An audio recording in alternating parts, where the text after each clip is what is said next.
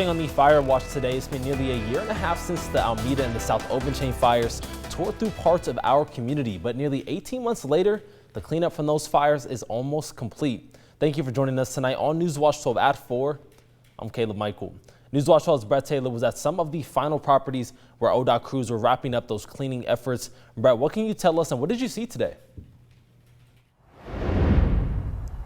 Well, Caleb, this has been a day that many here in the Rogue Valley have been long waiting for. Coming into today, 99.9% of properties impacted by the September wildfires in 2020 had been cleared. But actually, just moments ago, I got confirmed information by sources that all properties impacted by the Almeda Fire have been officially cleared, and the rest of the properties impacted by the South Open Chain Fire will be cleared by tomorrow. Now, coming into today, there were about 40 properties or so that needed to be cleared up before we finally were able to get to that 100% mark. A lot of those finalizing touches being hydro mulching on people's properties, which basically will reduce some of the erosion in the area. And again, it's that also final check for a property to be rebuilt.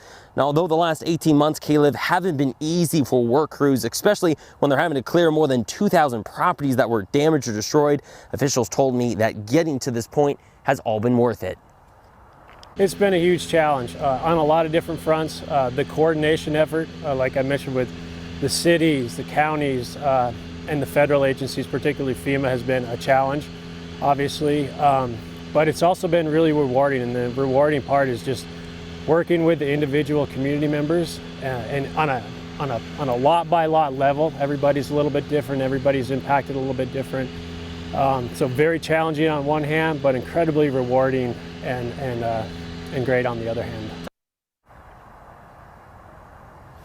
Now, this property where I'm standing at right now was the fourth property of the day to get checked off for rebuilding. As you can see, before crews got started on their work, it was very barren from the impacts from that Almeda fire, but afterwards, now just filled with lots of green, and it just seems like a new hope is returning to the Rogue Valley as people finally, everyone can start rebuilding on their properties if it was damaged, if they choose to do so. Reporting live in Medford, I'm Brett Taylor, Newswatch 12.